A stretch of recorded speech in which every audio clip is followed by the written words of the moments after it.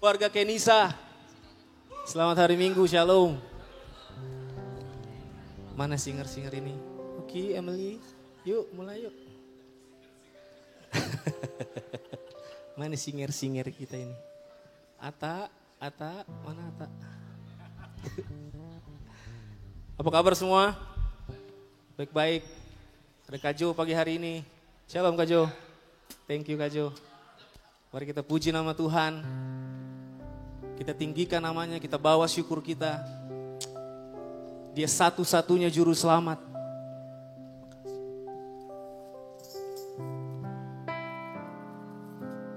Menyembah, mengagungkan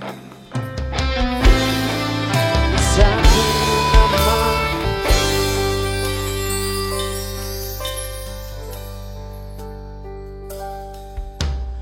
Walau ku harus berjalan dalam lembah kekelaman, perlindungan-Mu, oh Tuhan, nyatalah bagi hidupku.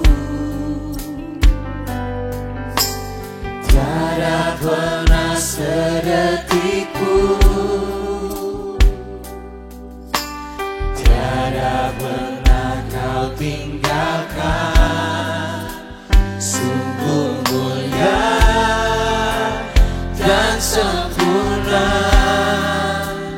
hanya Kaulah yang disembah. Yesus, Engkau juru selamatku, dalam janji-Mu kemenanganku. Selamanya kan ku nyatakan besar setia-Mu Tuhan di hidupku.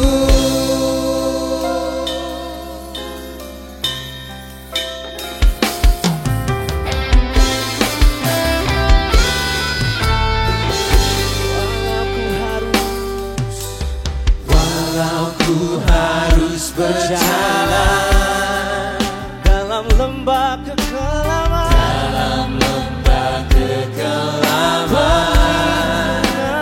perlindungan-Mu, oh Tuhan, nyatalah bagi hidupku.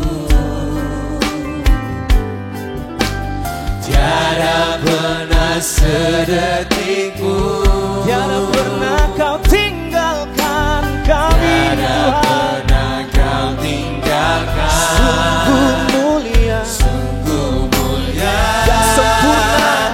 dan sempurna, hanya Kaulah yang disembah. Yesus, Engkau juru selamatku, dalam janji-Mu kemenanganku. Selamanya kan ku nyatakan besar setia-Mu Tuhan di hidupku. Kami nyanyikan Yesus, Yesus, Engkau juru selamatku, dalam janji-Mu kemenanganku. Selamanya kan ku nyatakan besar setia-Mu Tuhan di hidup. Yesus,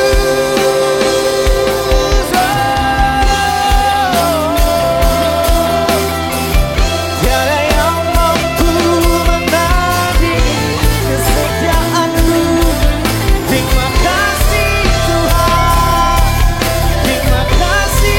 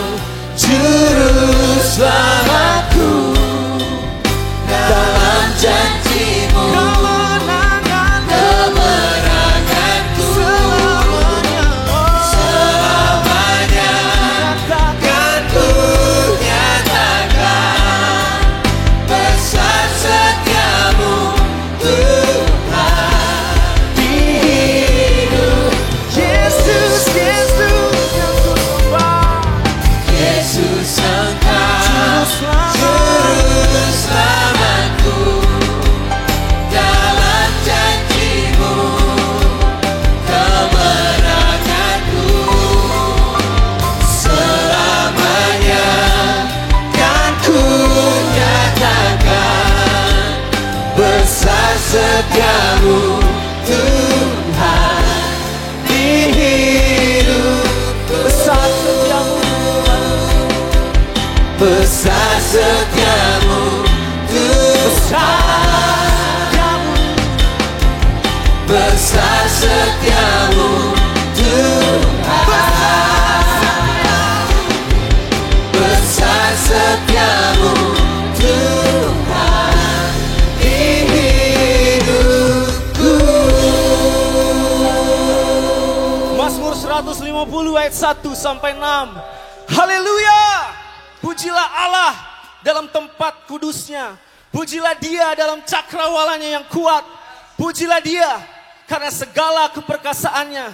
Pujilah dia sesuai dengan kebesarannya yang hebat. Pujilah dia dengan tiupan sangkakala. Pujilah dia dengan gambus dan kecapi. Pujilah dia dengan rebana dan tari-tarian. Pujilah dia dengan permainan kecapi dan seruling. Pujilah dia dengan ceracap yang berdenting. Pujilah dia dengan ceracap yang berdentang. Biarlah segala yang bernafas memuji Tuhan. Haleluya.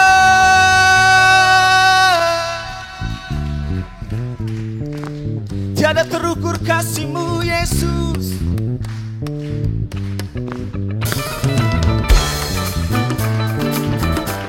Menari bernyanyi tiada terukur. Tiada terukur besar kasih setiamu Tuhan, panjang dan lebarnya melebihi lautan, jauh tinggi mengatasi langit, dalamnya tak dapat ku selami. Kasih setiamu besar selamanya. Kasih setia Tuhan, kasih setiamu besar selamanya. Tiada terukur besar kasih setiamu Tuhan,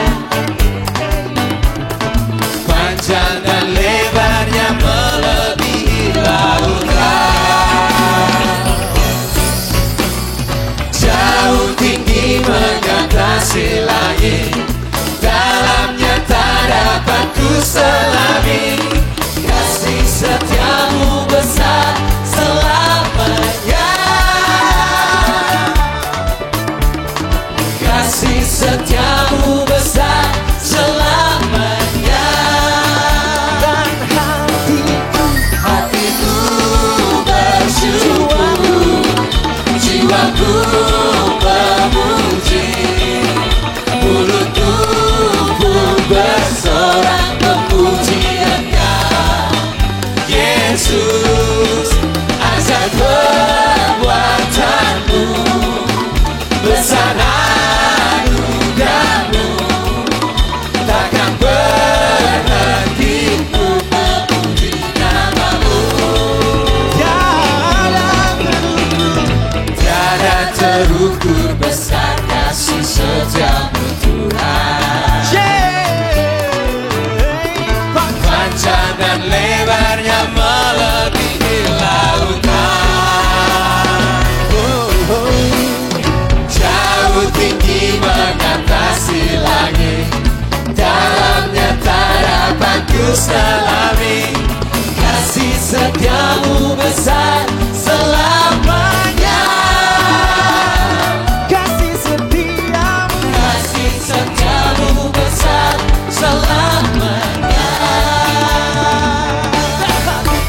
Hatiku bersyukur, jiwaku memuji, mulutku pun bersorak kemuliaan Yesus. Ajaib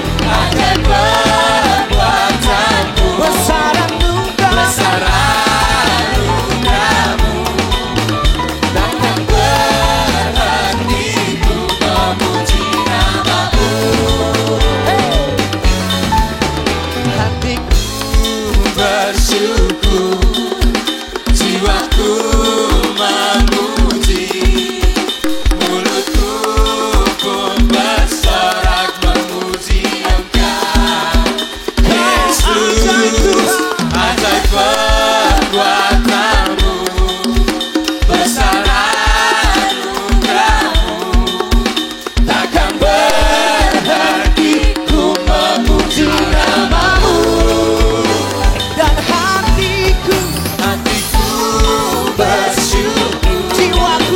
Jiwaku Memuji, mulutku pun bersorak memuji Engkau, Yesus.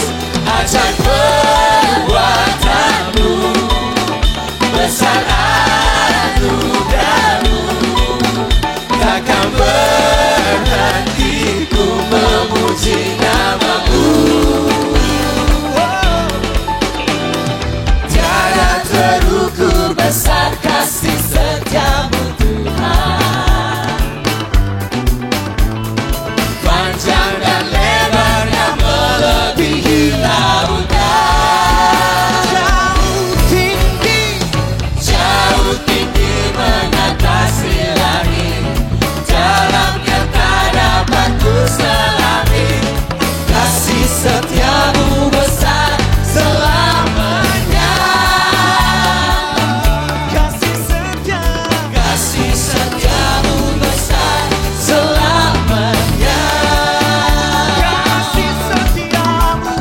Kasih setiamu besar selamanya. Kasih setiamu besar selamanya.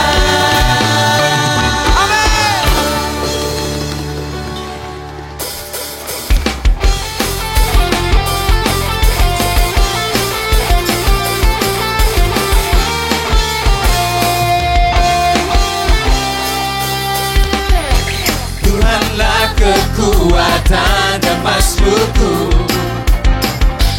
Dia gunung batu dan keselamatanku. Hanya padamu hatiku percaya, Kaulah menara dan kota perlindungan. Ku mau selalu bersyukur, sebab cintamu padaku takkan pernah berubah. Hatiku percaya, walau bumi bergoncang, gunung-gunung beranjak, namun kasih setiamu tak pergi dariku.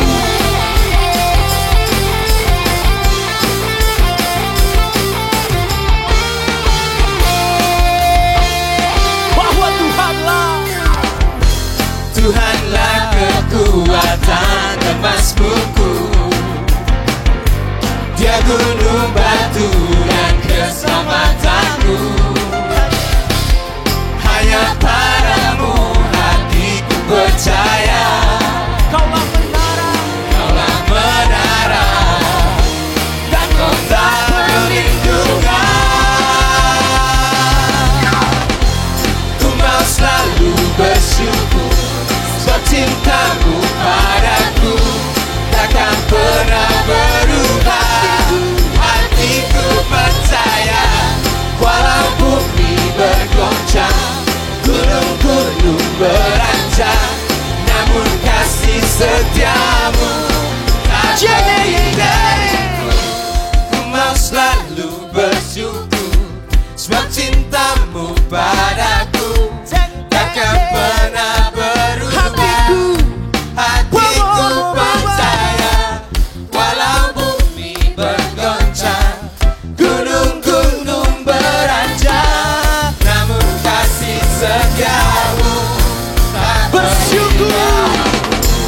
Ku mau selalu bersyukur, sebab cintamu padaku takkan pernah berubah. Hatiku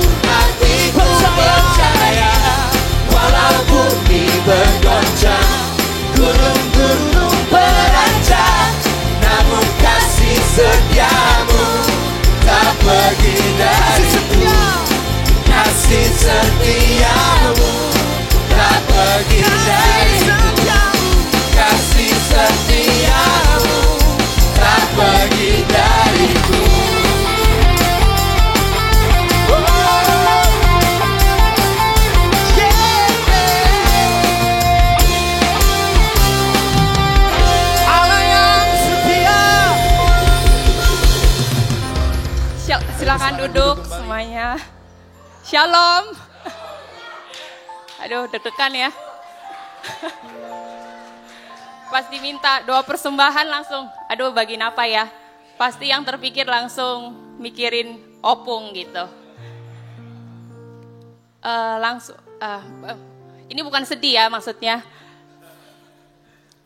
Jadi kalau soal memberi, kita semua di ruangan ini pasti tahu ya opung gimana gitu.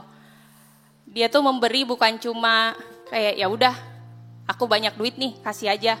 Atau enggak ini aku kelebihan kasih, enggak seperti itu. Tapi emang dia benar-benar lifestyle-nya dia itu emang memberi gitu. Kalau enggak ngasih kayak ada yang kurang menurut dia gitu. Mau ada orang datang ke rumahnya, kayaknya enggak boleh pulang kalau enggak bawa apa-apa gitu. Salah satu contoh aja ya. Jadi ada yang pernah bilang ke dia cerita, Opung aku pengen buka usaha kayak semacam catering gitu. Terus, oke. Terus yang Opung lakukan apa? Dia langsung ngebongkar gudang, keluarin kuali lah, apalah segala macem gitu. Terus dikasih gitu. Gak lama setelah itu mbaknya bilang ke aku, Pris ini si Opung gimana sih? Kenapa mbak? Ini aku masaknya gimana ya, kualinya gak ada gitu. Terus, ternyata Opung kasih. Ya Opung jawabannya, ya udah kita beli aja gitu. Terus kalau misalnya ada orang yang bilang, Pung, kita mau pergi misalnya keluar kota kemana, dia pasti langsung coba buka lemari saya. Dia pasti langsung pilih-pilihin bajunya gitu. Apa nih yang dia bisa kasih gitu. Dan itu yang selalu dibilang ke kita gitu. Maksudnya coba kalian bajunya jangan banyak-banyak gitu kan. Tanya Pika semua pasti udah selalu sering dengar gitu. Ayo dikasih gitu.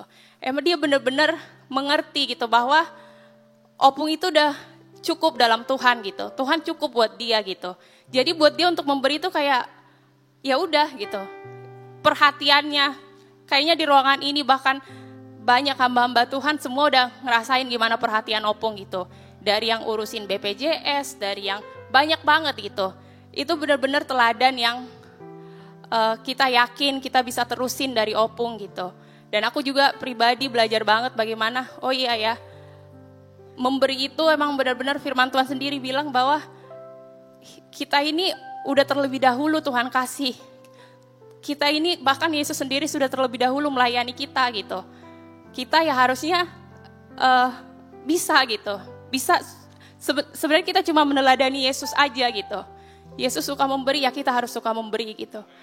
Aku mau bacain satu ayat di Kisah Para Rasul 27 ayat 35. Dalam segala sesuatu telah kuberikan contoh kepada kamu bahwa dengan bekerja demikian kita harus membantu orang-orang yang lemah dan harus mengingat perkataan Tuhan Yesus sebab ia sendiri telah mengatakan adalah lebih berbahagia memberi daripada menerima. Kalau kita rindu hidup kita lebih berbahagia, yuk mari kita lebih banyak lagi memberi. Memberi waktu, memberi perhatian, memberi tenaga, memberi apapun yang kita punya untuk kemuliaan Tuhan. Mari kita berdoa. Terima kasih Tuhan Yesus, terima kasih untuk kebaikan-Mu. Terima kasih juga kalau lewat kehidupan Opung juga ada teladan yang kami bisa belajar Tuhan tentang memberi Tuhan. Biarlah hati kami, kehidupan kami benar-benar kami rindu Tuhan untuk menjadi pelaku firman. Kami rindu juga hidup kami berbahagia Tuhan. Engkau sendiri berkata lebih berbahagia memberi. Kami juga ingin lebih berbahagia Tuhan. Kami beri hidup kami beri hati kami beri apa yang kami punya untuk saudara-saudara kami, untuk teman-teman satu gereja kami, untuk siapapun Tuhan. Kami berikan apa yang kami bisa berikan Tuhan. Karena itu yang Engkau mau. Terima kasih Tuhan.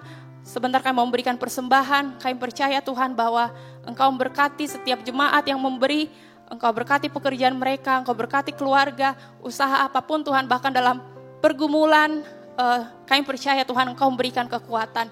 Terima kasih Tuhan, dalam nama Yesus kami berdoa. Haleluya, amin.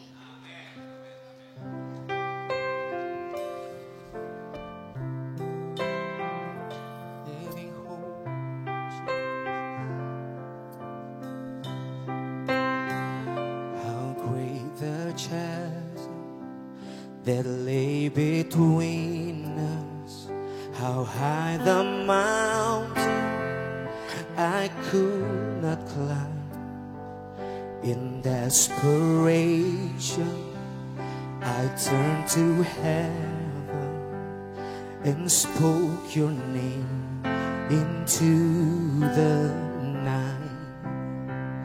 Then through the darkness, your loving kindness tore through the shadows of my soul.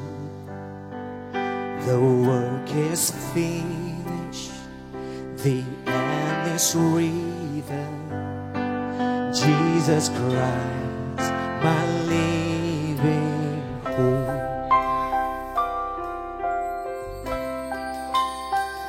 Who could imagine so great a mercy?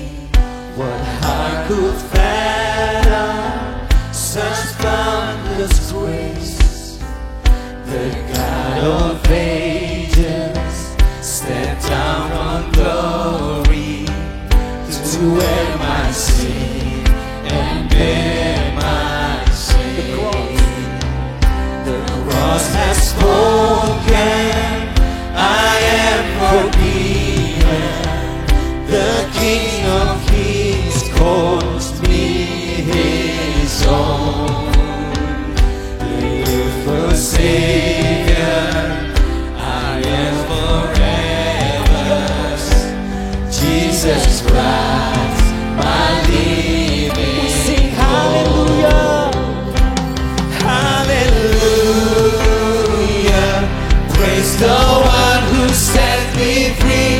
Hallelujah. That has lost his grip on me. You have broken every chain. There's salvation in your name, Jesus Christ, my living hope. Hallelujah. Praise the one who set me free. Hallelujah. That has lost his grip on me. You have broken every chain. That's salvation in your name, Jesus Christ, my living hope.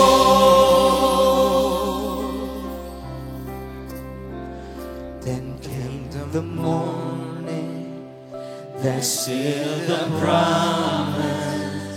Your buried body began to breathe. Out of the silence, the roaring lion declared the grave has no claim on me. Then came the morning that sealed the promise. Your buried body began to breathe.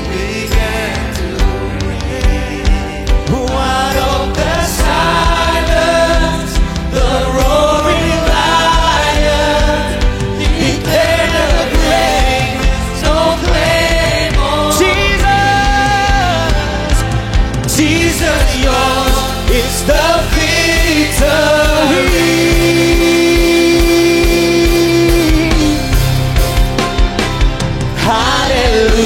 Hallelujah. Praise the one who set me free. Hallelujah. That has lost its grip on me. You have broken every chain. There's salvation in your name, Jesus Christ, my living. We shout hallelujah. Hallelujah. Praise the one who set me free. Hallelujah. That has lost its grip on me. You have broken every chain. There's salvation in your name, Jesus Christ, my living. Hallelujah. Hallelujah.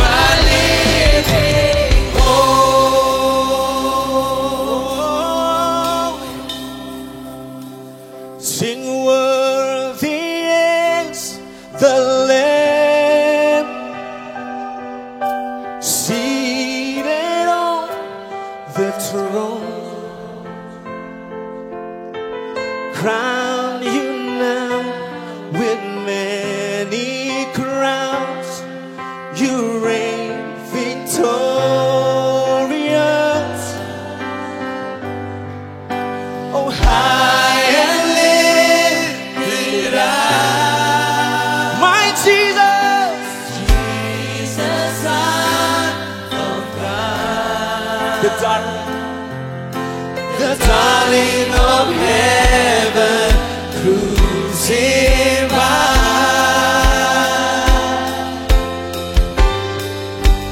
Worthy is the Lamb. We sing, worthy is the Lamb, seated on the throne. Round about with many crowns, you reign victorious. High lifted up, high and lifted Jesus, Son of God, the darling of heaven, crucified.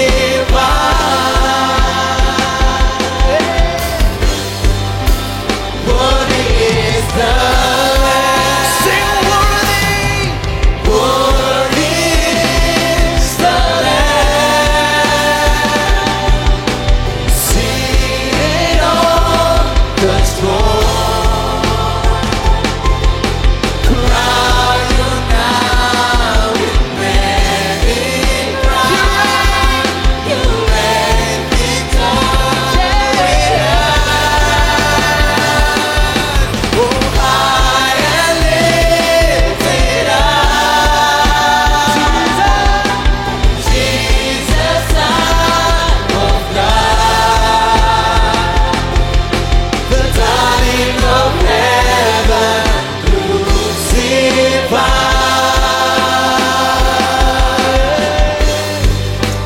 Worthy is the Lamb. Worthy, worthy, worthy. Worthy is the Lamb. You are King. Worthy is the Lamb. So worthy. Worthy is the Lamb. Worthy is the Lamb. Worthy is the Lamb. You are worthy. Worthy is the Lamb.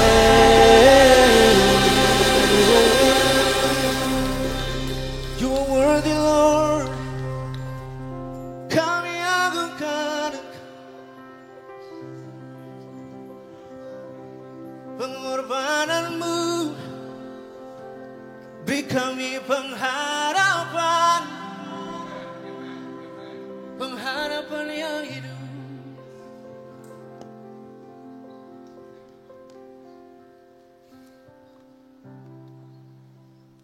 Terima kasih buat hadirat-Mu Tuhan. Thank you. Thank you, Lord. Mari ambil waktu beberapa saat, buka hatimu pada Tuhan. Saya rasa bahwa Tuhan ingin bekerja dalam kehidupan saudara. Ambil waktu beberapa saat ini aja. Kita tidak perlu tergesa-gesa.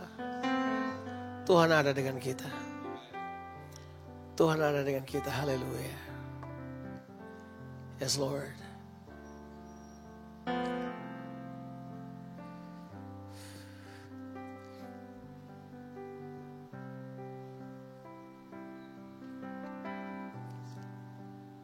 Beberapa orang sampaikan keluhanmu, kesahmu kepada Tuhan. Sampaikan keluh kesahmu, sampaikan apa aja yang menindih kehidupanmu. Tuhan ada dengan kita. He is here.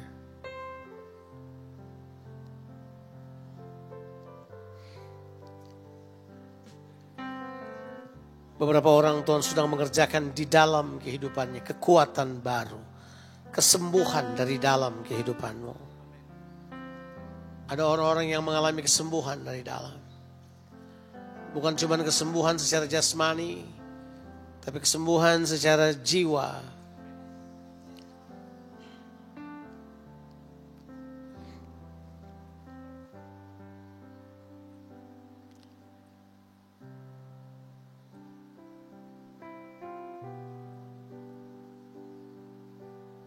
Tuhan ambil pain saudara, dia ambil semua penyakit saudara, dia ambil semua sakit saudara. Some of you, Jesus is taking out some of your brokenness. He mends the brokenness. He mends the brokenhearted.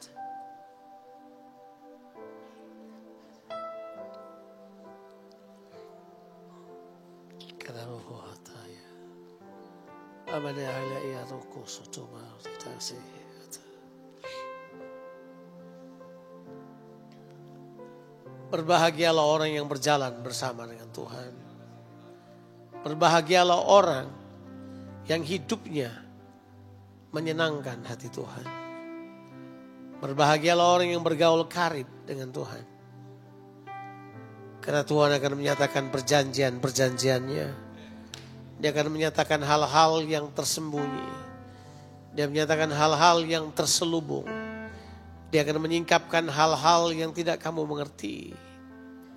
Berbahagialah orang yang menaruh harapannya kepada Tuhan.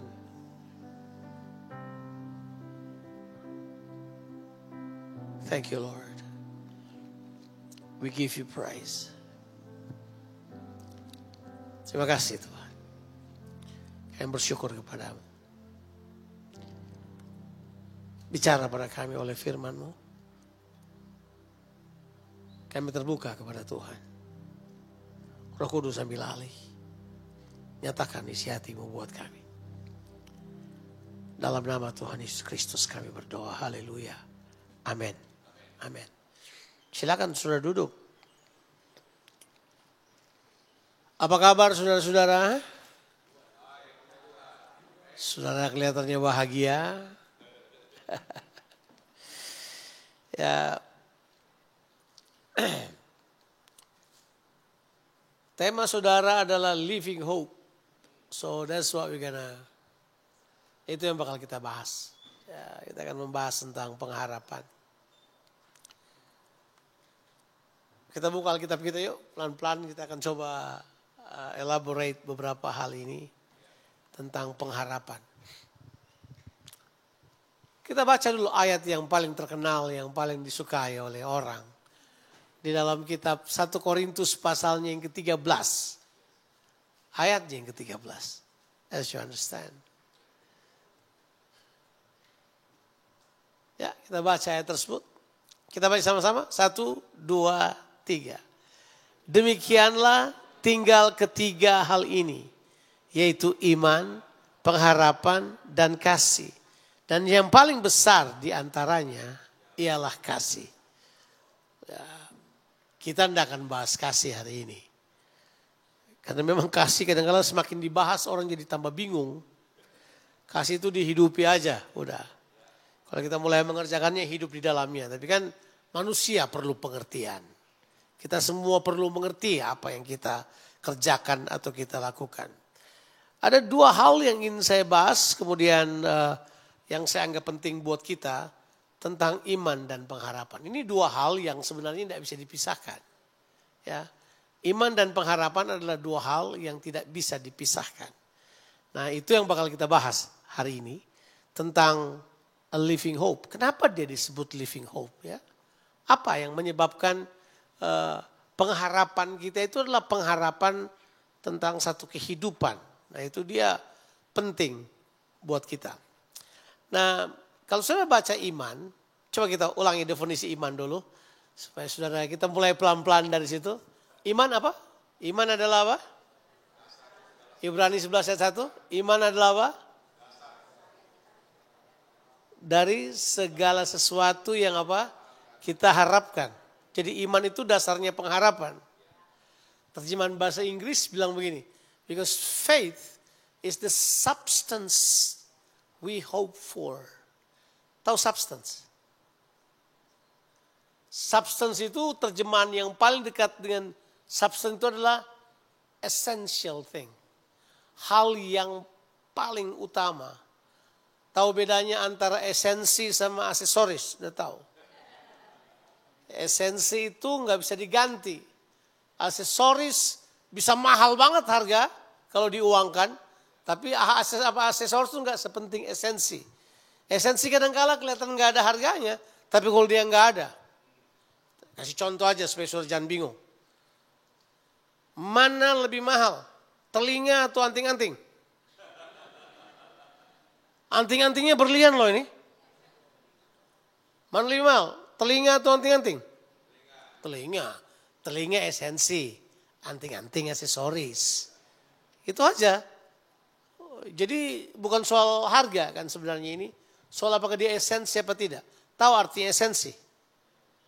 Without it, no existence. Tanpa itu, nggak ada.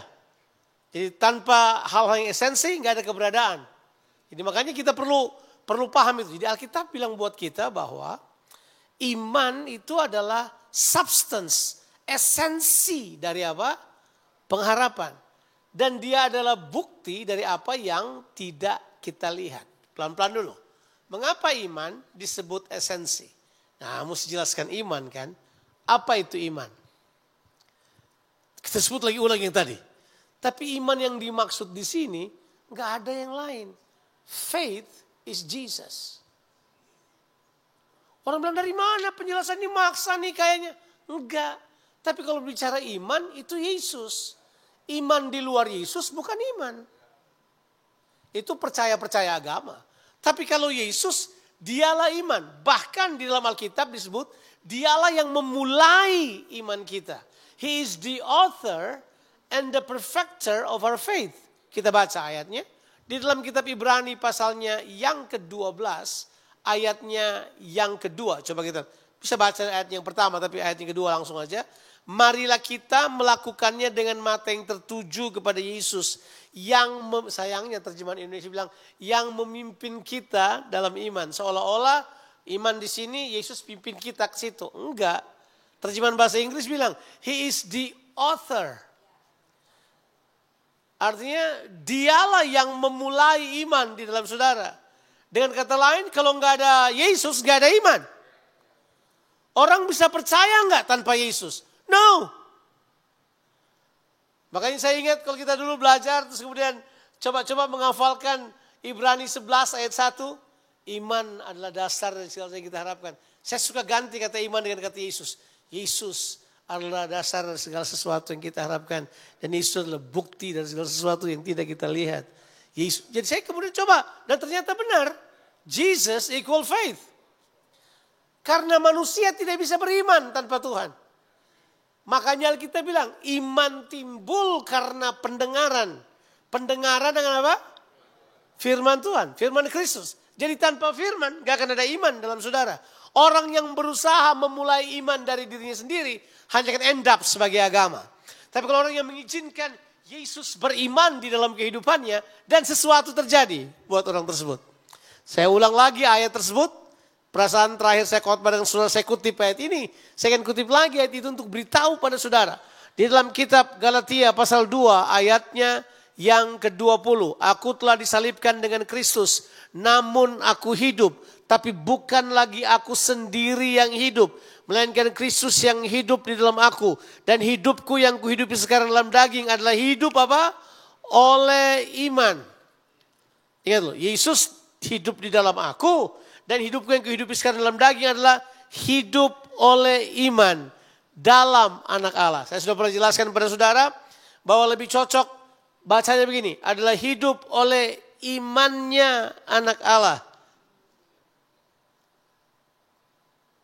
Maksa ya? Enggak. Coba lihat terjemahan Inggrisnya. Coba kita lihat terjemahan Inggrisnya. Coba. Ada enggak terjemahan Inggris? Coba. Ini Kenisa kalau enggak ada terjemahan Inggris. I'll be pissed. Oh. Ini Kenisa ini.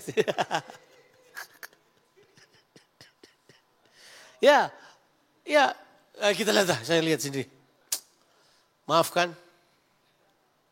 Tidak apa-apa, memang begitu kok.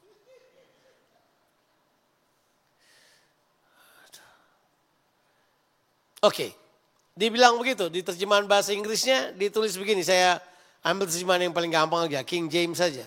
Dia bilang begini. I am crucified with Christ, nevertheless I live, yet not I, but Christ lived in me. And the life which I now live in the flesh, I live by the faith of the Son of God. By the faith of, not the faith in. Jadi kita hidup dengan apa? Iman Kristus yang di dalam kita. Apa ini? Itu menunjukkan bahwa memang Kristus mau berdiam di dalam kita dan dia mau beriman bersama dengan saudara di dalam. Saya berulang-ulang kali menawarkan kepada gereja Tuhan supaya jangan punya iman agama, miliki iman Kristus. Karena iman Kristus ini akan bergerak di dalam saudara. Inilah substance of our hope. Inilah yang merupakan dasar dari apa? Pengharapan kita. Jadi Yesus adalah dasarnya. Jadi pengharapan iman kita itu pada satu kehidupan, yaitu kehidupan Kristus, bukan yang lain. Bukan pada agama, bukan kepada rituals, bukan kepada kebiasaan-kebiasaan tradisi, tapi ada pada satu pribadi, yaitu Yesus. Dialah tujuan kita. Benar kan? Bukankah tujuan orang percaya adalah menjadi serupa dengan gambaran Kristus? Jangan lupa tujuan itu. Jangan sampai kita anggap itu biasa saja. Sebab arti harapan sebenarnya apa? Ya, mari kita sekarang belajar harapan. Kita sudah bahas iman. Iman adalah Yesus. Dan dia hidup di dalam saudara. Kalau saudara berhenti mempercayai bahwa Yesus hidup di dalam saudara, selesai iman saudara. Makanya benar dikatakan oleh penulis-penulis perjanjian baru. Either Paulus, Petrus, Markus, mereka berkata begini. Kalau Yesus tidak bangkit, Paulus bilang apa? Sia-sia iman kita. Sebab tidak ada iman dalam kematian. Halo? Orang mati tidak perlu iman. Orang hidup perlu iman. Ya. Makanya kalau mati punah semuanya. Gak ada apa-apa. Tapi Yesus hidup selama-lamanya. Karena dia hidup selama-lamanya, iman kita juga bakal hidup selama-lamanya. Dialah yang memulai iman kita, mungkin terjemahan itu lebih cocok. He is the author and the finisher of our faith. Dialah yang memulai iman kita, dia yang menyempurnakan iman kita. Dia menjadikan iman kita penuh, selesai, tuntas. Dia bergerak di dalam kita. Nah, itu dia. Jadi kita sudah tahu itu bahwa iman dengan Yesus jangan dipisahkan. Jangan. Makanya saya suka kasihan orang lain. Oh, iman kita sama kok, kita percaya. No, enggak sama. Iman di dalam Kristus itu beda. Itu jangkauannya adalah pada harapan. Nah, apa itu harapan? Mungkin juga saya sudah pernah share pada saudara. Tapi harapan itu, saya buka-buka Alkitab berkali-kali. Harapan itu kemudian belajar bahasa aslinya. Saudara yang belajar bahasa asli. Harapan itu berasal dari bahasa Ibrani. Itu tikwa. Tulisannya tikvah, bacanya tikwa. Itu bahasa Ibraninya tikwa. Kita lihat ayatnya. Kita lihat ayat ini karena ayat ini penting sekali. Di dalam kitab Yeremia pasalnya yang ke-29, ayatnya yang ke-11, ayat biasa ya, ayat biasa. Tapi saudara akan temukan sesuatu di dalamnya. Ya. Sebab aku ini mengetahui rancangan-rancangan apa yang ada padaku mengenai kamu. Demikianlah firman Tuhan. Yaitu rancangan damai sejahtera dan bukan rancangan kecelakaan. Untuk memberikan kepadamu hari depan yang penuh apa? Harapan. Jadi saudara mesti paham aspek pengharapan. Aspek pengharapan itu adalah aspek hari depan. Bilang lo hari depan. It's a future aspect. Jadi itu bukan aspek ini. Nah, Tuhan tidak perlu berharap. Karena Tuhan tidak punya masa depan. Dia juga tidak punya masa lalu. Dia selalu kekal. Ya tahu artinya kekal. Gak ada awal, gak ada akhir. Bagi Tuhan gak ada kemarin. Tuhan gak takluk kepada waktu kronologis. Tuhan gak. Tuhan lihat kehidupan seperti satu jalur. Kita manusia gak. Kita ada masa lalunya. Kita ada masa sekarang. Kita ada masa depan. Kita gak bisa lihat masa depan. Kita telah mengalami masa lalu. Kita hidup di masa sekarang. Masa sekarang kita mungkin tidak seperti yang kita harapkan. Tapi masa depan kita menjanjikan sesuatu buat kita. Nah, Tuhan adalah Tuhan yang mau kita punya pengharapan. Dan dia beritahu di ayat yang kita baca tadi. Gini loh, Tuhan punya janji buat kita. Dia beritahu, dia tahu rancangan buat kita. Haleluya. Saya boleh frustrasi sekarang, tapi Tuhan tahu rancangan saya. Saya boleh kelihatan tidak masuk akal sekarang, tapi dia tahu saya kayak apa. Saya selalu bilang buat istri saya, kamu jangan salahkan suamimu sayang, dia bakal jadi lebih baik besok. Karena saya bakal lebih baik besok. Ada harapan saya untuk jadi lebih baik. Oke lah, hari ini saya kacau lah, gak apa-apa, tapi besok saya lebih baik. Istri berkata, enaknya laki-laki kalau begitu. Ya, tahu bedanya laki-laki sama perempuan? Laki-laki gampang melupakan yang di belakang. Tahu bedanya laki-laki sama perempuan? Perempuan susah melupakan yang di belakang dan susah melihat masa depan. Jadi mereka bingung yang mana sebenarnya mereka mau. Nah ini bukan battle of sexes, saya cuma kasih tahu aja. Nah kalau saudara perhatikan baik-baik di ayat-ayat yang kita baca ini, khusus di ayat ini, dia memberikan kepada kita rancangan apa? Damai sejahtera untuk memberikan kepadamu hari depan yang penuh harapan. Apa artinya hari depan yang penuh dengan harapan? Kata harapan itu tikwa. Kata tikwa ini unik sih. Arti tikwa itu adalah kabel. Tahu kabel ya? Tikwa itu artinya kabel. Di sini sudah wireless semuanya ya. Ada kabel lah. Kabel tujuannya untuk apa coba? Yang pintar menyambung. Tali atau kabel itu tikwa.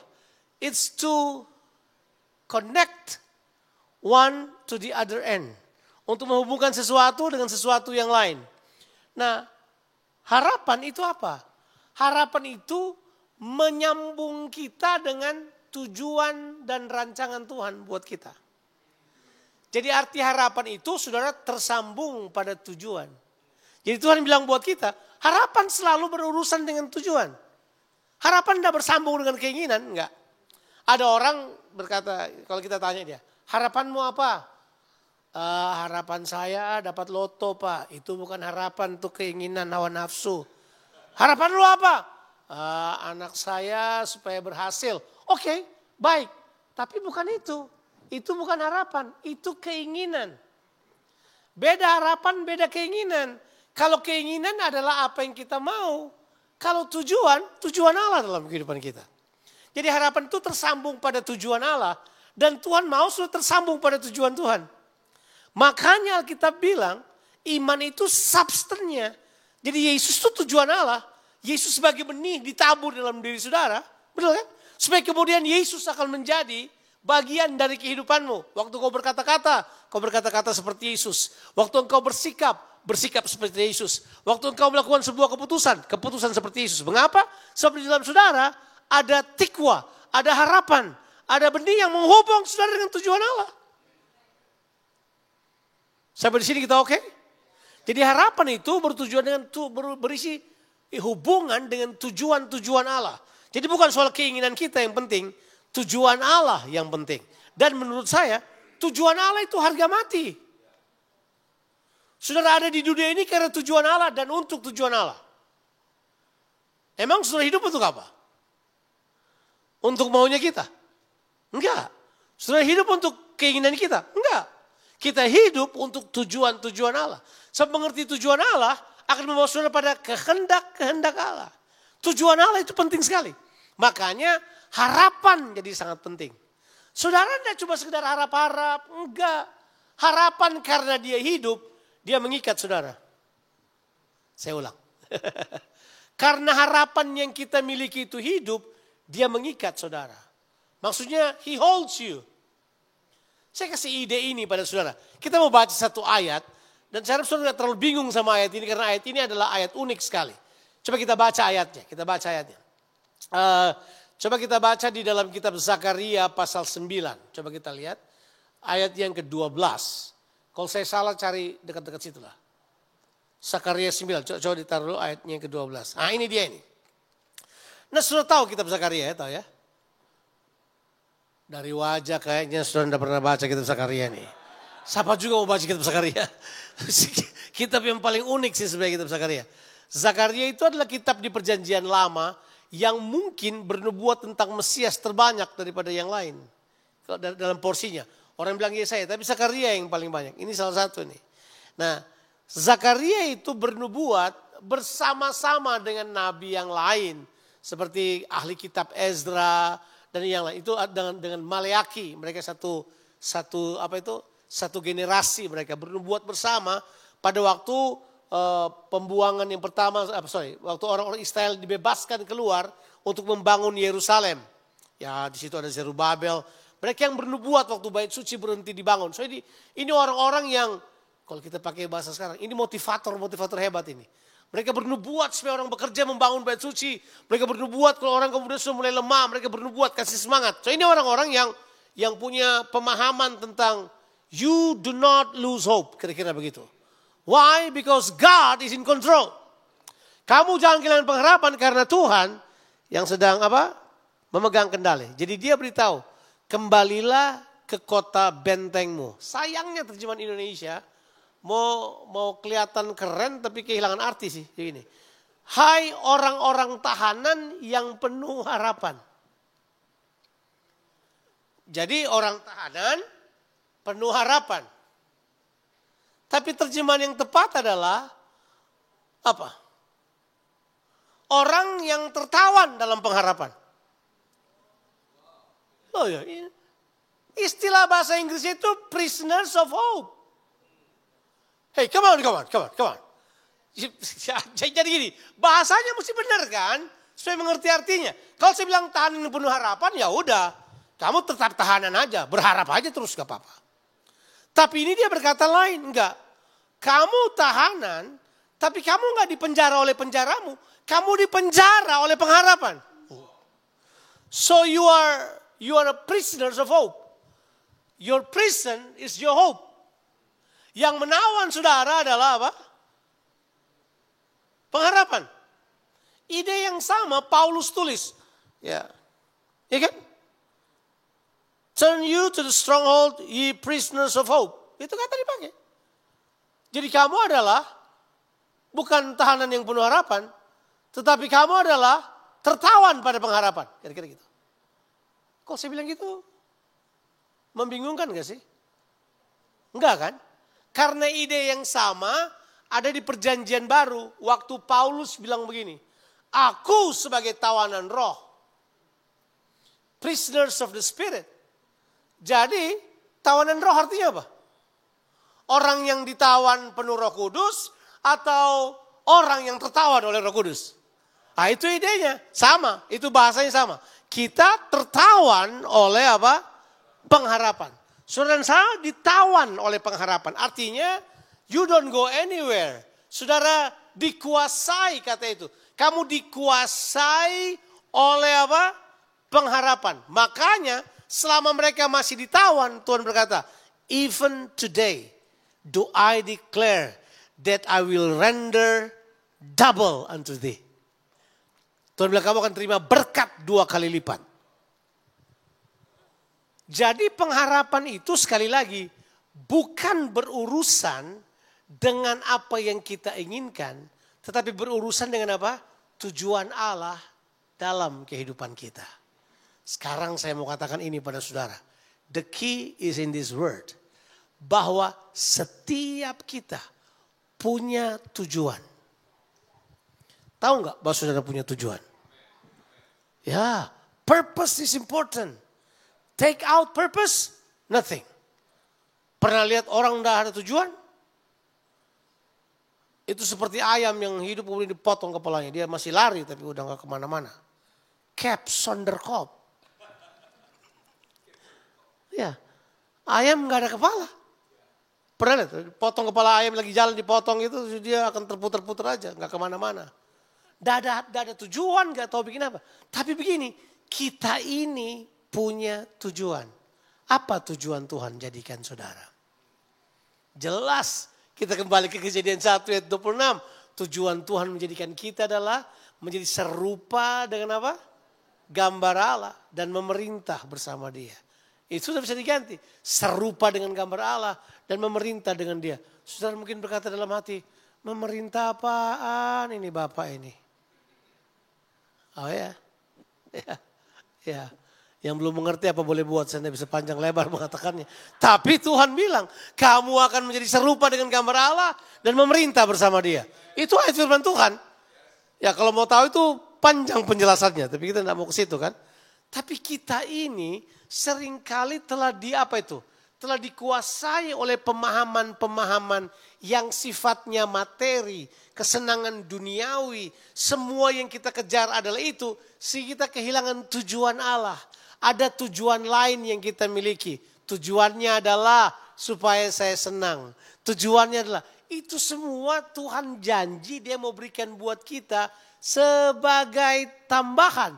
Tapi Tuhan punya tujuan utama. Nah, tujuan utama ini yang perlu kita kejar. Tujuan ini yang harusnya tersambung di dalam kehidupan kita. Dan itulah yang namanya apa? Harapan. Saya mau katakan statement ini. Hope is the last castle for faith. Jadi pengharapan adalah benteng terakhir dari iman. Kalau saudara punya iman sudah sangat lemah, tapi saudara masih tersambung pada tujuan Allah, haleluya. Saudara pasti akan tetap mengadakan kepala ke atas. Kalau saudara sudah kehilangan iman dan tidak punya pengharapan, itu terjemahannya adalah matilah kau. Ya, that's it. Kamu tidak terhubung pada apa-apa lagi. Tapi kalau kamu masih punya pengharapan, wah itu dia. Dan memang betul. Alkitab bilang, faith is the substance of hope. Itu jelas. Jadi kalau misalnya iman udah gak bisa lihat apa-apa lagi, hope masih melihat masa depan. Hope masih beritahu pada saudara, hey tujuanku masih ada. Kamu kalau hidup dalam tujuanku kamu oke. Dari wajah ini, Pak Jonathan saya mau datang dengar yang lain lah hari Minggu. Ini pengajaran bikin sakit kepala ini. Enggak. Saya mau beritahu pada saudara, ini penting. Sebab ini terhubung pada keselamatan saudara. Ya. Coba, kalau saya bilang ini pada saudara. Saya bilang ini pada saudara. Kalau saudara mati, saudara pergi kemana?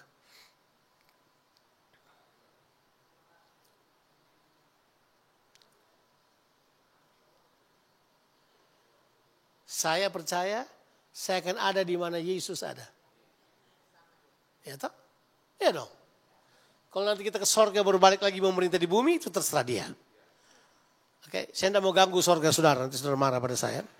Tapi yang paling benar adalah bahwa saya akan ada di mana Yesus ada. Yesus ada di mana? Ya. Ya, sekarang dia lagi di sorga. Tapi kan nanti dia akan turun ke bumi kan? Memerintah di bumi ini. Ya kan? Terus kemudian kita memerintah selamanya bersama dengan dia kan gitu. Itu ya kita wahyu beritahu buat kita. Itu akan mempengaruhi harapan saudara. Akan mempengaruhi bagaimana saudara bertingkah laku hari ini. Sebab ini aspek yang paling penting dari pengharapan. Aspek yang paling penting dari pengharapan adalah saudara bertanggung jawab pada pengharapan itu. Halo? Kenapa? Karena harapan membawa saudara pada tujuan, saudara akan bertanggung jawab pada tujuan saudara, saudara bertanggung jawab pada pengharapan itu. Nanti kita siap aja 1 Petrus 3 ayat 15, tapi jangan dibuka dulu. Karena ini yang saya mau katakan pada saudara. Ini perhatikan saya baik, karena ini sangat doctrinal sekali. Ini sangat foundational sekali. Oke. Nah ini dia ini. Tahu kok saudara dosa artinya apa? Saudara lupa lagi dosa artinya apa. Oke. Dosa itu berasal dari bahasa, kita pakai bahasa Yunani aja. Yang Ibrani panjang penjelasannya kan. Tapi kalau Yunani menggunakan kata yang namanya apa? Hamartia. Betul ya? Hamartia betul ya? Tahu artinya hamartia itu apa? Melenceng dari sasaran. Kalau saya ganti bahasa yang kita sedang bahas, melenceng dari tujuan. Tujuannya ke sini, kita ke sini. Tujuannya ke sini, kita ke sini. Itu namanya apa? Melenceng dari apa? Tujuan. Jadi dosa itu sebenarnya mengambil harapan saudara. Makanya benar, orang yang jatuh dalam dosa tidak punya harapan. Nggak bisa. Dalam bahasa Alkitab, dosa itu perbudakan kan? Tahu budak? Nggak ada harapan. Budak nggak ada harapan. Budak bergantung pada kata majikannya. Kalau majikannya berkata hari ini kamu mati, ya mati. Kamu masih hidup, hidup. Kamu bikin ini, bikin. Semuanya tergantung majikannya. Dia tidak punya harapan sendiri, dia tidak boleh mimpi sendiri, dia tidak boleh berangan-angan sendiri, tidak boleh. Dia tidak punya itu. Dia tidak punya privilege itu. Tapi waktu Yesus tebus kita dikembalikan kepada pengharapan dan tujuan Allah dalam kehidupan kita. Makanya kita waktu dosa dibereskan dalam kehidupan kita tersambung lagi pada tujuan Allah. Tujuan Allah kemudian jadi penting dalam kehidupan kita. Ya kan? Sudah. Itu penting sekali. Sekarang baru kita baca 1 Petrus 3 ayat 15. Kenapa ini perlu dibaca? Sebab tahu perikop ayat ini? Perikop ayat ini kalau kamu menderita. Siapa percaya bahwa di dunia yang berdosa ini ada penderitaan? Ada. Makanya orang baik-baik menderita. Kenapa ada orang banyak berdoa tambah banyak masalah? Itu karena kamu hidup di dunia yang berdosa. Dan memang kita diutus di dunia yang berdosa. Tapi kita mesti tahu kata ini. Orang yang menderita, kalau kita menderita dengan pengharapan, beda cara kita melihatnya. Makanya kita masih bersuka cita dalam penderitaan. Kita bersuka cita ketika orang yang kita kasihi dipanggil Tuhan. Mau cerita opung nih. Kita tetap punya pengharapan untuk ketemu dengan orang yang telah pergi mendahului kita. Iya kan? Kita punya pengharapan untuk berkata gini, one day I can see my beloved face to face. In the Bible there is hope, there is place. Iya kan? Tadi pagi sebentar jalan ke sini saya beritahu Dennis, tolong putarin dulu ini, hidupin dulu. Saya mau putar lagunya Stephen Curtis Chapman. Judulnya With Hope. Kita kadang-kadang bertanya, Tuhan kenapa orang yang kita sayang Tuhan ambil, gitu kan?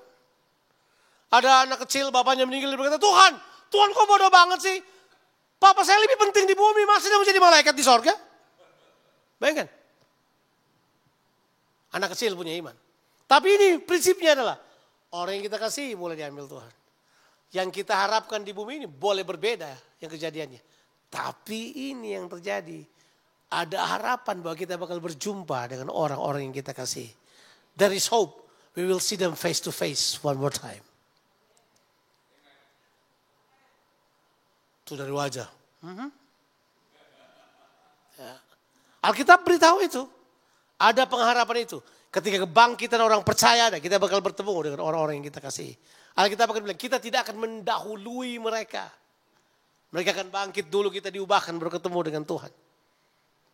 Itu teologi yang kita ketahui. Tapi prinsip utamanya adalah ini. Selama kita hidup di dunia ini. Coba kita baca ayat 15 dari 1 Petrus pasal 3. Tetapi kuduskanlah Kristus di dalam hatimu sebagai Tuhan. Oke, itu Raja Kristus Tuhan. Dan siap sedialah pada apa? Segala apa? Untuk memberi pertanggungan jawab kepada tiap-tiap orang yang meminta pertanggungan jawab dari kamu tentang apa? Pengharapan yang ada padamu. Jadi dunia ini lagi minta pertanggungan jawab pengharapanmu kepada mereka. Tapi people mana mau peduli itu? Orang who cares tentang pengharapan? Oh tidak. Kamu harus memberi pertanggungan jawab tentang tujuanmu di hadapan Tuhan apa. Ya, itu mahal harganya. Itu bukan cuma sekedar hidup begitu sesuka hati kita, enggak.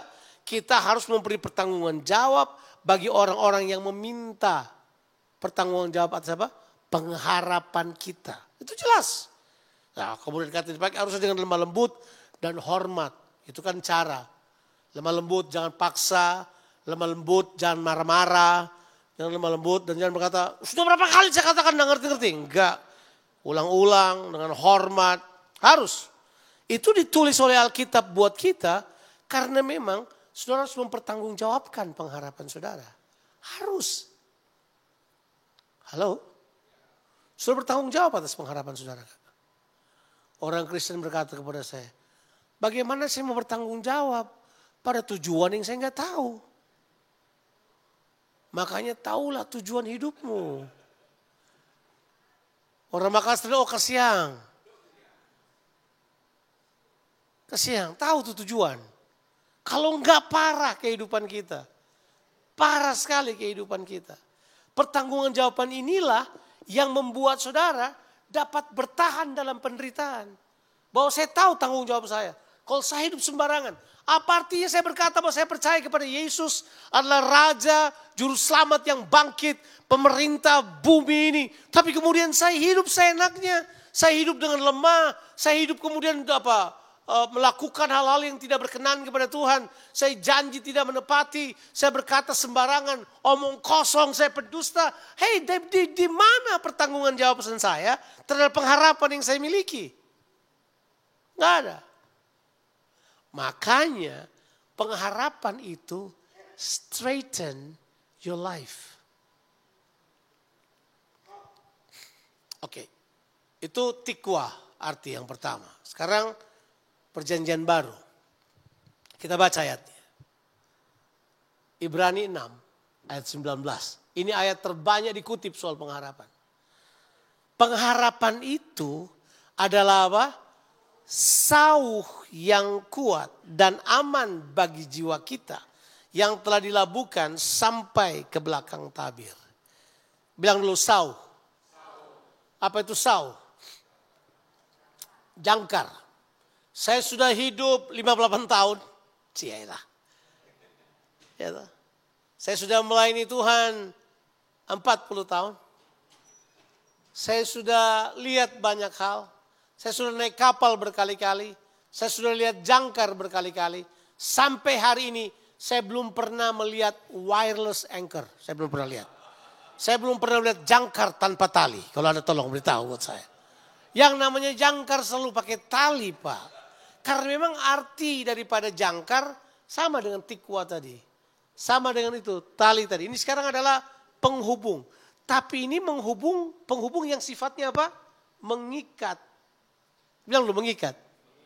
Apa tujuannya jangkar dipakai? Kalau orang punya naik kapal coba. Apa tujuannya jangkar? Kalau tidak pakai jangkar gini. Saudara berlabuh di Tanjung Priuk, tidak pakai jangkar, saudara tiba di Manila besok pagi. Kira-kira gitu.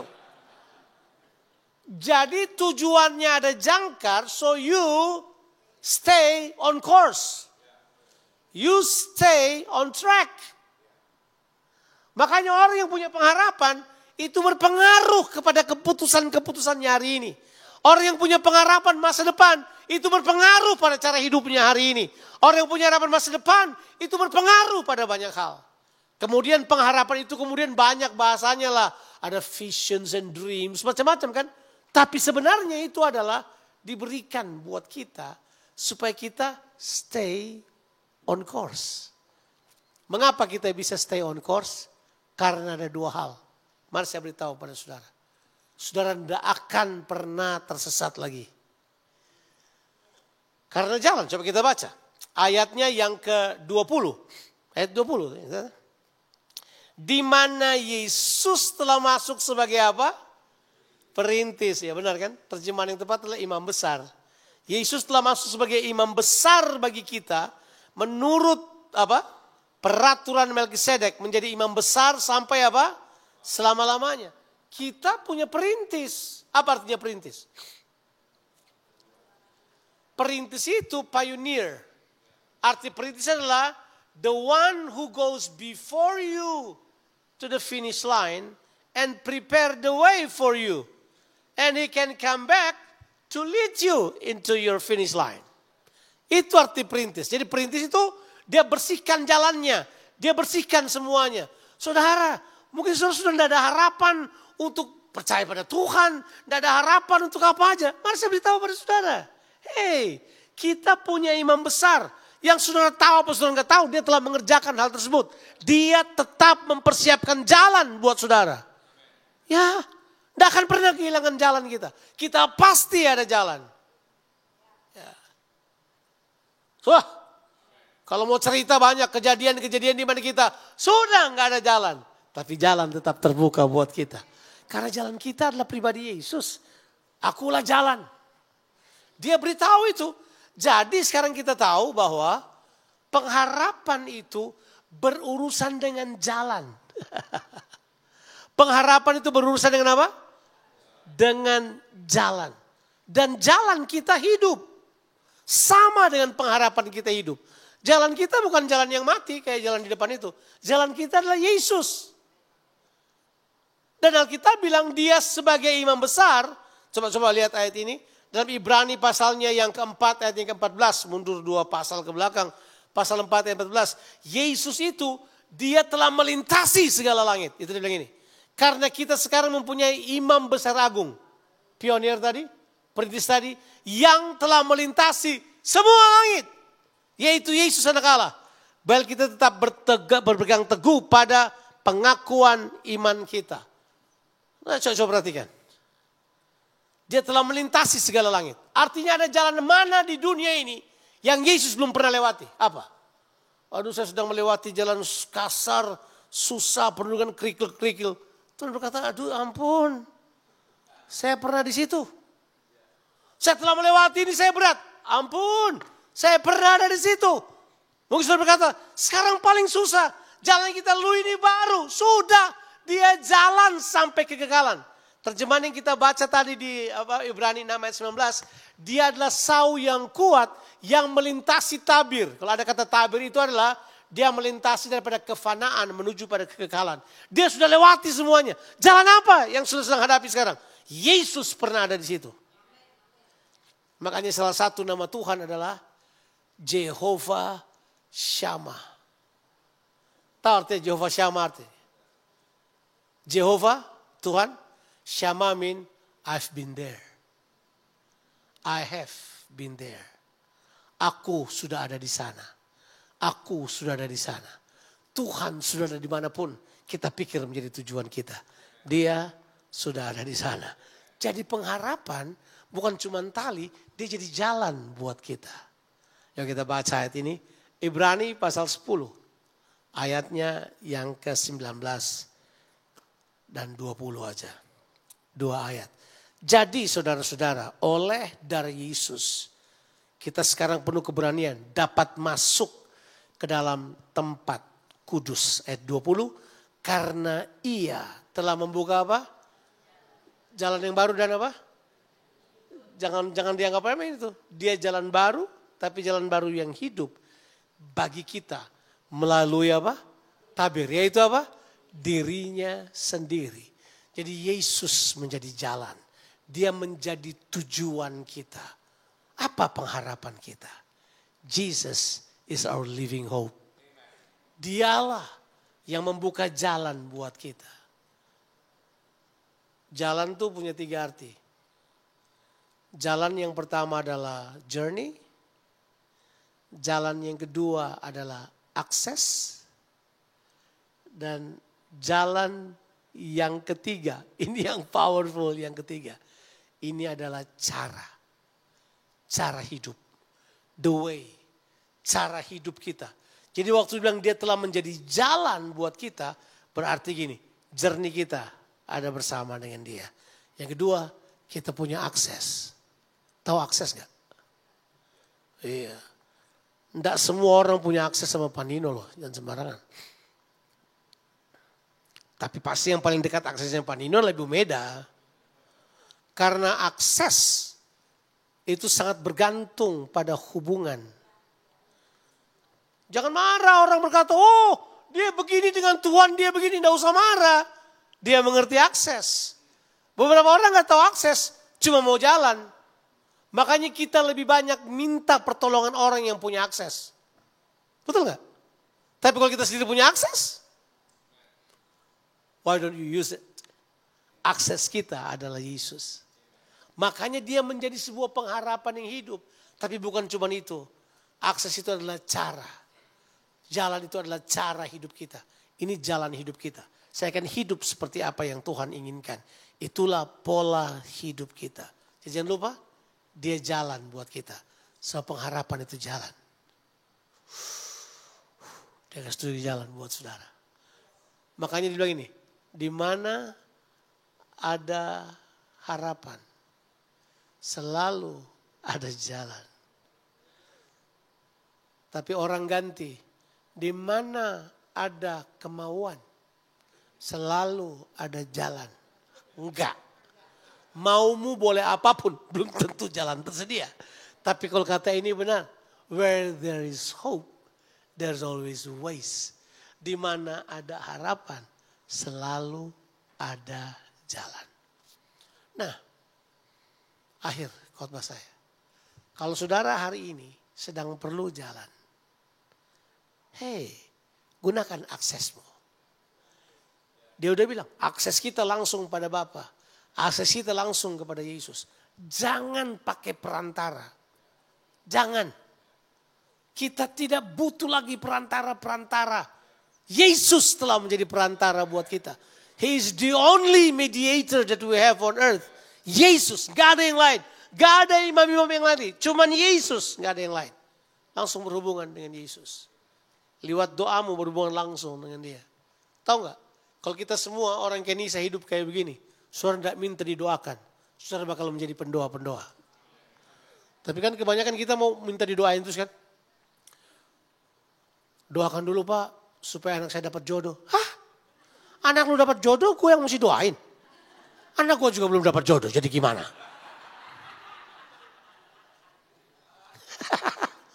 Baik kan, orang kadang-kadang suka minta yang gak masuk akal. Tapi menurut saya adalah, kalau kita semua terakses pada Tuhan, kita menjadi channelnya. Kita bukan lagi menjadi apa itu? Menjadi orang yang membutuhkan sesuatu. Kita kemudian menjadi channel Tuhan untuk menjadi berkat bagi banyak orang lain.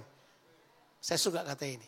Kalau kamu menjadikan Yesus jalan, Yesus akan menjadikanmu jalan bagi orang lain. If you make Jesus your ways, God will make you as a ways for other people. Halo? Saya mempercayai hal tersebut. Pengharapan kita tidak pernah mengecewakan. Tidak pernah. Mengapa?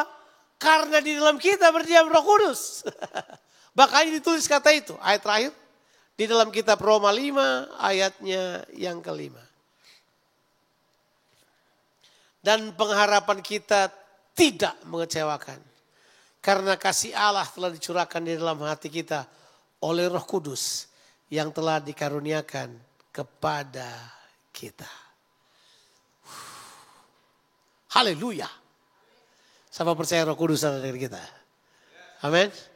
Amin. Tuhan memberkati kita sekalian. Mari kita berdoa. Bapa, hamba-Mu sangat terbatas untuk menjelaskan. Hamba-Mu sangat terbatas untuk memberi pengertian pada perkataan-perkataan firman-Mu. Tapi hamba-Mu tahu Roh Kudus sanggup. Roh Kudus sanggup untuk menyatakan, memberi pengertian, memberi pewahyuan yang sesuai dengan kondisi masing-masing orang dalam apa yang sedang mereka hadapi sekarang Tuhan. Hamba-Mu berdoa supaya kekuatan dari Roh Kudus turun ke atas umat-Mu. Aku berdoa memberkati umat-Mu, meneguhkan mereka supaya Tuhan, Engkau akan dinyatakan sebagai Raja dan Tuhan. Aku berdoa buat jemaat di Kenisa, biar mereka mengerti harapan mereka. Mereka mengerti tujuan-tujuan mereka. Saya merasa beberapa orang mengalami kekeringan. Beberapa orang merasa bahwa seperti ada roh kehampaan menyerang mereka. They feel so discouraged. Mereka merasa sangat tertekan.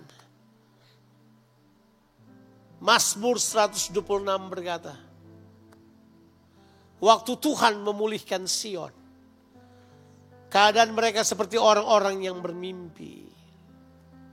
Mulut mereka penuh dengan puji-pujian. Dan berkata bahwa Tuhan telah melakukan pekerjaan-pekerjaan besar di tengah-tengah kamu. Tapi kemudian realita bertemu. Pulihkanlah keadaan kami. Seperti memulihkan batang air di tanah Negev. Negev adalah daerah yang paling kering di seluruh Israel. Negev itu humidity-nya bisa 0. Gak ada sama sekali humiditas. Kering sekali. Tapi Tuhan berkata begini. Tuhan sanggup memulihkan batang air di situ. Terus kemudian makanya dia berkata begini. orang yang menabur dengan mencucurkan air mata. Mereka akan menuai dengan sorak-sorai. Orang yang berjalan menabur sambil membawa berkas-berkas mereka. Mereka akan pulang dengan sukacita karena Tuhan melakukannya. Apa artinya? Mengapa saudara menabur? Karena saudara adalah prisoners of hope. Mengapa saudara menabur? Dalam keadaan paling sulit terus menabur. Dalam keadaan senang menabur. Dalam keadaan susah menabur. Sebab engkau sedang berjalan bersama dengan Tuhan. Waktu kita menabur kita punya pengharapan. Kita akan menuai berlipat kali ganda. Tuhan, aku berdoa untuk tanah hati yang kering. Segarkan oleh Roh-Mu. Di dalam nama Tuhan Yesus Kristus. Aku berdoa untuk hati yang kecewa, terpukul kalah. Disegarkan oleh Tuhan sekali lagi. Disentuh oleh pengharapan untuk melihat betapa besarnya Tuhan. Betapa hebatnya Tuhan. Aku berdoa Tuhan. Supaya anugerah-Mu turun ke atas kami sekalian. Terima kasih buat pengharapan yang Kau berikan kepada kami. Berdoa buat Jemaat Kenisa. Biar kami semua adalah orang-orang yang berharap pada Tuhan. Di dalam nama Tuhan Yesus Kristus. Haleluya. Amin. Thank you.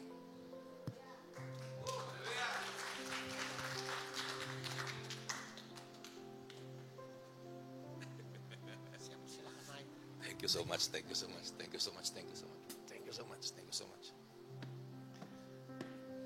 Siapa diberkati pagi hari ini? Wow. Itulah kalau kita dengar firman Tuhan dari seorang pengajar, ya, bahwa firman Tuhan Alkitab itu relevan banget satu sama lain. Amin. Bahwa criss-crossing ayat firman Tuhan itu mempunyai tujuan satu sama lain. Dan applicability-nya tuh luar biasa. Dari perjanjian lama ke perjanjian baru semua ada hubungannya. Dan semua saling komplement satu sama lain. Itulah firman Tuhan, karena firman Tuhan itu adalah Kristus sendiri. Kalau source-nya sama, pasti sama semuanya. Terima kasih Bung Jo. Luar biasa. Saya punya catatan yang luar biasa banget tentang firman Tuhan pada pagi hari ini. Tujuan kita bukan apa yang kita ingini, tapi itu tujuan Allah untuk kita. Amin. Dan tujuan itu disecured. Karena karena pengharapan itu kita dikurung menjadi prisoners of hope. Jadi kepastian daripada pengharapan itu. Wow. And Jesus is our hope. Wow, akses, kita semua punya akses. Enggak usah tunggu Ibu Friska dulu yang doain. No, we all have access sebagai anak-anak Tuhan. Panggil nama Tuhan. Amin. Berdoa dulu. Jangan panggil Bu Friska dulu, jangan panggil Pak Daswar, jangan panggil Bu Meda.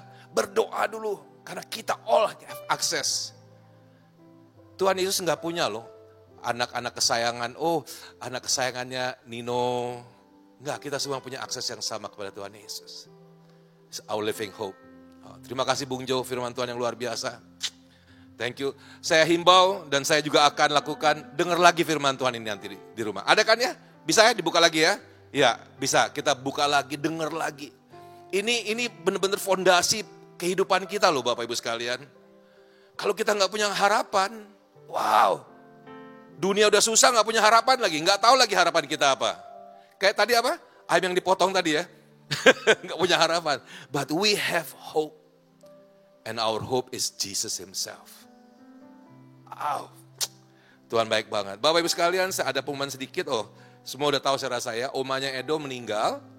Dan kami sudah dari gereja juga sudah mengunjungi. Kita sudah memberi penguatan kepada keluarga. Dan kita percaya hari ini mereka ada kremasi. Kita berdoa Tuhan memberikan terus kekuatan dan penghiburan untuk keluarga. Tapi satu kuncinya lagi, meninggalnya di dalam pengharapan. Sedap, kita akan bertemu muka dengan muka lagi one day. Apabila sangkakala dibunyikan, kita akan bertemu muka. Dan yang paling asik lagi yang gue harapin, kita akan memerintah bersama dengan dia. Amen? Amen. Yuk kita akhiri ibadah kita pada pagi hari ini. Bapak yang baik, aku bersyukur untuk pengajaran firman Tuhan yang luar biasa. Terima kasih Bapak yang baik, aku dikenyangkan, aku dibukakan lagi, aku dimengertikan kembali lagi. Betapa hidupku sangat berharga, betapa hidupku mempunyai tujuan yang mulia. Betapa hidupku Tuhan mempunyai tujuan, bukan tujuanku, bahkan tujuan Kristus di dalam aku. Yang sudah seperti sau yang kuat, terhubung berarti apa? Terjamin akan terlaksana Tuhan, kalau kami ada bersama dengan Engkau Tuhan. Bapak, aku berdoa biar mata kami dibukakan lagi pada pagi hari ini. Dimengertikan kembali betapa precious our life is, Lord God. Bahwa kami adalah anak-anak Tuhan, gambaran Kristus, gambaran Allah yang diberikan tujuan, Bapak. Wow. Kami bukan sembarangan ada, bukan randomly we are here in this world of God. But we have a great purpose. Kita punya tujuan ilahi yang luar biasa dalam kehidupan kita. Yaitu tujuan Tuhan. Aku berdoa Bapak yang baik. Supaya firman Tuhan pada pagi hari ini boleh sungguh-sungguh menjadi sau yang kuat dalam kehidupan kami. Sehingga dalam segala sesuatu pun apapun yang kami lakukan, kami selalu punya pengharapan. Kami selalu punya jalan. Karena Kristus, karena Roh Kudus itu ada di dalam kami sendiri. And that's the hope himself, Lord God. Terima kasih Bapak. Aku berdoa setiap kami boleh betul-betul melihat esensi daripada iman itu sendiri Bapak. Aku berdoa Tuhan, biar firman Tuhan pada pagi hari tertanam dalam hati yang subur dalam hati kami. Bertumbuh dan berkembang. Menjadi kuat, memberikan kami kekuatan. Sehingga kami tidak pernah akan kehilangan harapan. Because the source of the harapan itself, which is Jesus, live within each of us, Lord God. Terima kasih Bapa, bahwa Yesus yang adalah esensi daripada iman, pengharapan itu sendiri, hidup di dalam kami. Terima kasih Bapak, terima kasih untuk Pak Jonathan Patiasina yang kau kirim pada pagi hari ini. Aku tahu Tuhan, enggak ada yang kebetulan Tuhan, enggak ada yang kebetulan. Kalau Tuhan kirim Pak Jonathan Patiasina pada pagi hari untuk mengajar kami, anak-anak Tuhan di tempat ini, kami percaya Tuhan, Engkau mau kami mengerti akan firman Tuhan ini. Oleh karena Tuhan aku berdoa, supaya setiap kami lagi belajar lagi, buka lagi, dengar lagi firman Tuhan ini. Dan kami boleh betul-betul mengerti, sehingga kami tahu betapa kami berharga sebagai anak-anak Allah. Kami punya tanggung jawab untuk boleh mengertikan kepada orang lain tentang pengharapan ini. Yang melewati kefanaan itu Tuhan. Wow, terima kasih Bapak yang baik. Terima kasih Tuhan Yesus kekasih jiwa kami. Sekali lagi aku berdoa untuk Pak Jo, Ibu Ina, dan kedua putra mereka yang luar biasa. Pakai mereka dan luar biasa Tuhan, baik di Australia maupun di Indonesia. Pakai Tuhan, banyak sekali Tuhan. Firman-firman Tuhan yang belum orang mengerti, yang diajarkan oleh Pak Jo ini. Terima kasih Bapak, terima kasih untuk hamba-Mu ini Tuhan. Terima kasih untuk hamba-Mu ini. Terima kasih Tuhan. Thank you Lord God. I speak blessings upon him, his wife, his children Lord God, his ministry, wherever he goes. Your protections, your blessings, your presence be with him all the time, Lord God. Terima kasih Tuhan. Urapan yang baru senantiasa turun di dalam nama Tuhan Yesus. Terima kasih. Bapak, kami akan pulang ke tempat ini. Kami mau Tuhan supaya kami pulang dengan berkat Tuhan. Kami terima kasih dari awal kami sudah boleh memuji Tuhan luar biasa. Terima kasih the presence of God ada di tempat ini. Terima kasih untuk setiap pujian penyembahan, persembahan, dan firman Tuhan yang sudah kami dengar tadi. Kami berdoa sekali lagi Tuhan, biarlah penghiburan Tuhan untuk keluarga Edo, Pak Daniel Jayaputra dan Ibu Susan dan keluarga besar. Tuhan menyertai Roh Kudus memberikan penghiburan, kekuatan, dan pengharapan. Thank you God. Kami mau terima berkat Tuhan. Mari jemaat Bapak Ibu sekalian, kita berdiri yuk. Tuhan baik, amin. Tuhan baik, amin. Tuhan baik, Tuhan baik, Tuhan baik. Mari kita angkat tangan dan terimalah berkat Tuhan. Biarlah kepandaian, kecerdasan, hikmat, dan pengetahuan dari surga turun kepada kita semua pada pagi hari ini. Biarlah kasih Kristus melimpah dalam kehidupan kita. Roh takut akan Tuhan menguasai kehidupan kita. Kesetiaan, ketaatan untuk membaca, merenungkan, dan melaksanakan firman Tuhan menjadi bagian kehidupan kita. Biarlah tangan Tuhan yang perkasa memegang setiap tangan kita dan menuntun kita di jalan yang benar senantiasa. Biarlah berkat dari Allah Bapa, Allah Anak, Allah Roh Kudus, di dalam nama Tuhan Yesus Kristus, turun dan memberkati kita semua pada pagi hari ini. Tuhan memberkati engkau dan melindungi engkau. Tuhan menyinari engkau dan wajahnya dan memberi engkau kasih karunia. Tuhan menghadapkan wajahnya kepadamu dan memberi engkau damai sejahtera. Dan kita semua yang terima berkat Tuhan sama-sama katakan, amin, amin, amin, amin. Menangkan minggu depan dengan ketahui kita punya pengharapan. Dan pengharapan kita itu hidup. God bless, Tuhan berkati.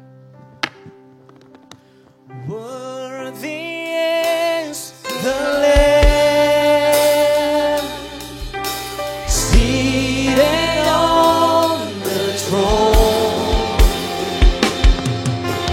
crying now with many crowns, you reign victor, you are high and lifted up.